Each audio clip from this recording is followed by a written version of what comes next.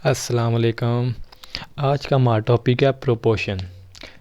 Last वाली video में हमने देखा था कि रेशियो क्या होती है, हम उसको कैसे लिख सकते हैं या सॉल्व करते हैं।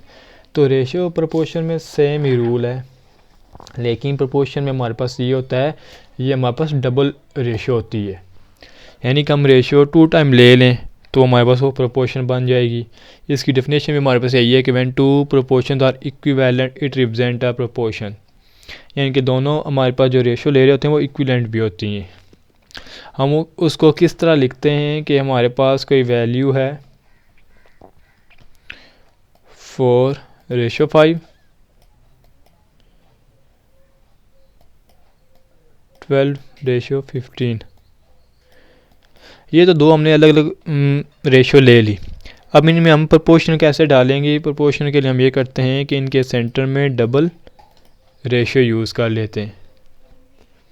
अब हमारे पास यहाँ पे कुछ वैल्यूज़ हैं। फॉर एग्जांपल हमारे पास यहाँ पे जो ये 4 और 15 है, 4, 15 हम इनको कहते हैं एक्सट्रीम्स। और जो हमारे पास सेंटर में दो वैल्यू हैं, हम इन्हें कहते हैं मीन्स।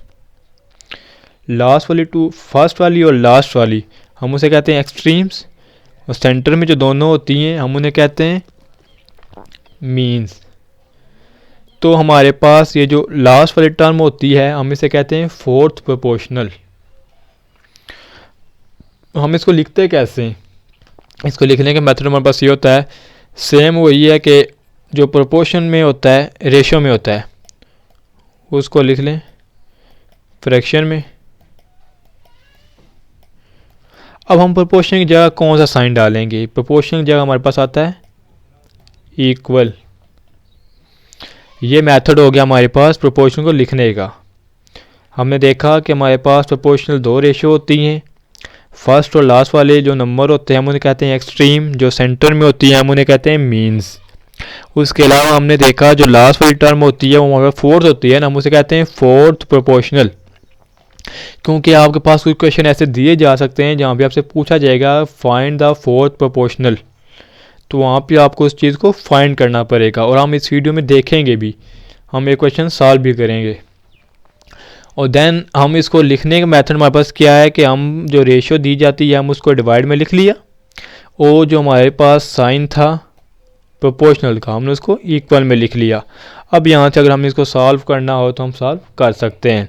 इसके अलावा हमारे पास होता है कॉन्टीन्यूड प्रोपोर्शनल। कॉन्टीन्यूड प्रोपोर्शनल हमारे पास होता है 3 quantities of same kind are set to represent a continuous proportional when the ratio of the first to the second is equal to the ratio of the second to the third.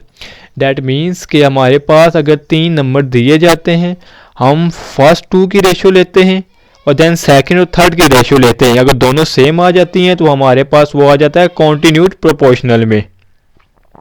कैसे आएगी हम एक question से देख लेंगे। हमारे पास एक सवाल क्वेश्चन नंबर दिए थे 1, 3 and 9।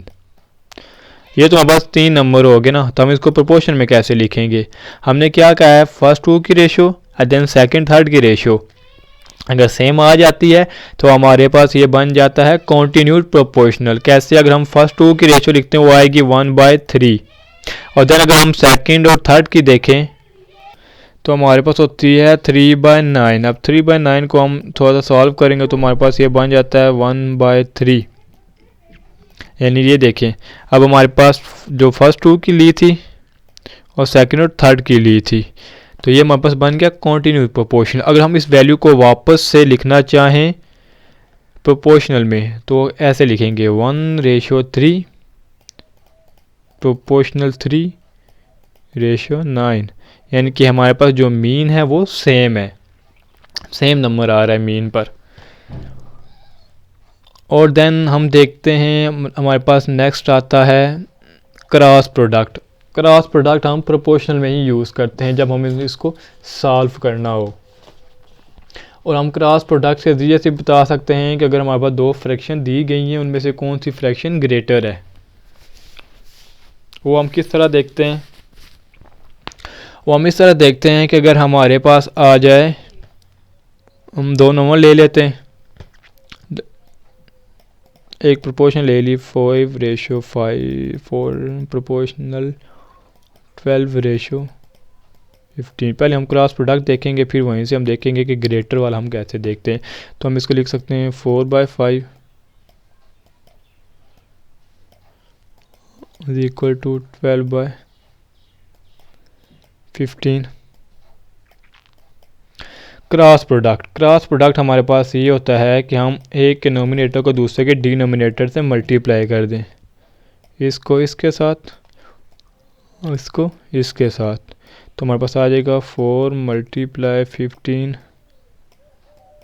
Is equal to 12 × 5। यानी कि इस तरह हम आपस में इनको क्रॉस प्रोडक्ट दे देते हैं। एक और नंबर ले लेते हैं, हमारे पास आ जाए 2/3। आसानी के लिए हमें बार नहीं डाल रहा यहाँ पे, ताकि हम आसानी से देख लें कि क्रॉस प्रोडक्ट में हम करते क्या हैं। एक के नोमिनेटर को दूसरे के डिनोमिनेटर से और दूसरे के नोमिनेटर को पहले के डिनोमिनेटर से, ये होता है हमारे पास क्रॉस प्रोडक्ट। अब हमने बताना हो कि कौन सी रेशो बड़ी है। हमारे पास ये क्वेश्चन किस तरह लिखा होगा,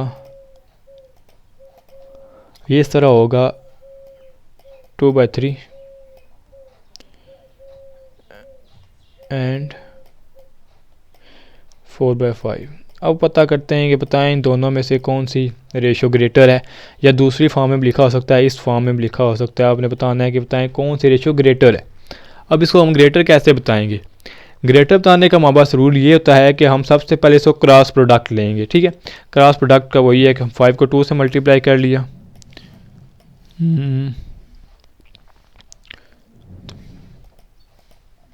एक बार फिर वो लिख लेते हैं ताकि क्या था, 2/3 4/5 क्रॉस प्रोडक्ट ले लिया हमने इसका। इसके क्रॉस प्रोडक्ट हम कैसे करेंगे, 5 × 2 करेंगे, 5 × 2 और देन 3 × 4। अब आप बताएं इसमें से ग्रेटर नंबर कौन सा है इन दोनों में। 5 × 2 करेंगे तो 10, 3 × 4 करेंगे तो 12 ग्रेटर है, यानी कि राइट साइड ग्रेटर है। डैट मीन्स कि हमारे पास जो राइट साइड पे नंबर है वो ग्रेटर है। यही रूल है हमारे पास कि हम दो रेशो ले लेते हैं और उनको आपस में क्रॉस प्रोडक्ट ले लेते हैं। जब क्रॉस प्रोडक्ट ले लिया तो हमने देखना होता है कि कौन सी साइड ग्रेटर है। जो साइड ग्रेटर होगी उसी साइड की रेशियो हमारे पास ग्रेटर आएगी। ये चीज़ हम आगे फिर एग्जांपल में देखेंगे, ताकि आपको इजी, जो कि आपके एक्सरसाइज में दी भी गई क्वेश्चन इससे रिलेटेड, जहाँ पे बताना है कि कौन सी रेशो ग्रेटर है। अब थोड़ा से क्वेश्चन सॉल्विंग कर लेते हैं, ताकि हमने जितनी भी डेफिनेशन देखी हैं, एग्जांपल तो देखी है, लेकिन हम एक्सरसाइज से देखेंगे 4b से। उन्हें कहा the ratio of two quantities. The ratio of two quantities is 2:7 होगी, यानी कि उन्होंने हमारे पास रेशियो एक दे दी है। If the first quantity is 28 find the second one. तो हमारे पास ये इस तरह से है 2/7, रेशियो को हम लिख सकते हैं ऐसे। देन फर्स्ट क्वांटिटी हमारे पास है 28 और सेकंड क्वांटिटी हमें मालूम करनी है। हमने उसको पी का नाम दे दिया, हमें नहीं पता वो कितनी है। हमने जैसे कोई भी अल्फ़ाबेट अल्फ़ाबेट्स दे ABCD, आप कोई भी लिख सकते हैं, वो आप पे डिपेंड करता है। सेम है, हमने इसको अब सॉल्व करना है। सॉल्व करने के लिए क्रॉस प्रोडक्ट 2 को P के साथ, 7 को 28 के साथ, तो हम लिखेंगे 2 × P इज़ इक्वल टू 7 × 28।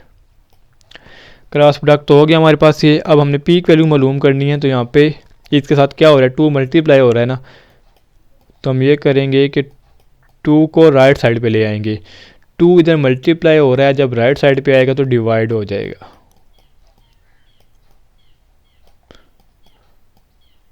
तो यहाँ पे 28 और 2 सेम फैक्टर 1 4।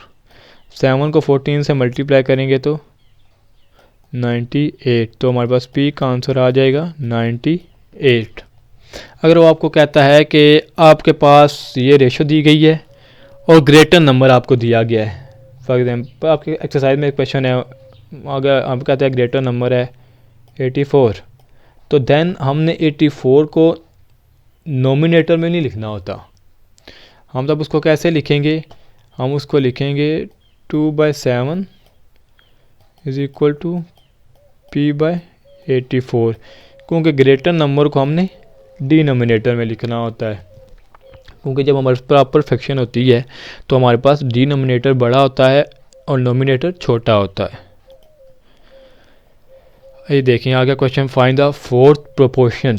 अब यहाँ पे आपने फोर्थ प्रोपोर्शन फाइंड करनी है, तो उसके फाइंड करने का रूल क्या था, सिंपल 2:3 प्रोपोर्शनल 6।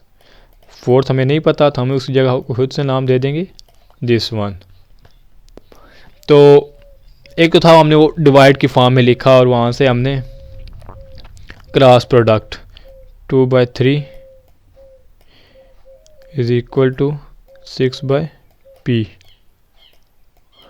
एक तो मेथड हमारे पास ये है कि हम यहाँ से क्रॉस प्रोडक्ट लें और इसको सॉल्व करें। अगर हमने यहाँ से डायरेक्ट मल्टीप्लाई में लिखना हो क्वेश्चन से ही, तो इसका रूल ये होता है एक्सट्रीम आपस में मल्टीप्लाई होंगे और मीन आपस में मल्टीप्लाई होंगे, तो हमारे पास आ जाएगा। हम साथ साथ इधर से भी करेंगे तो हमारे पास पता चलेगा कि दोनों का आंसर सेम आते या नहीं आते। तो यहाँ पे हमने एक्सट्रीम को मल्टीप्लाई किया है 2P, मीन को मल्टीप्लाई किया तो 18। यहाँ पर देखें 2P 18, यानी कि दोनों का सेम आ गया। अब चाहें तो इस मेथड से भी कर सकते हैं और चाहें तो इस मेथड से भी कर सकते हैं। 2 मल्टीप्लाई और जाके डिवाइड होगा, या फिर हमने यहाँ से 2 ख़त्म करना है तो दोनों साइड पे 2 से डिवाइड कर देंगे, तो आ जाएगा 18/2 P इज़ इक्वल टू 9।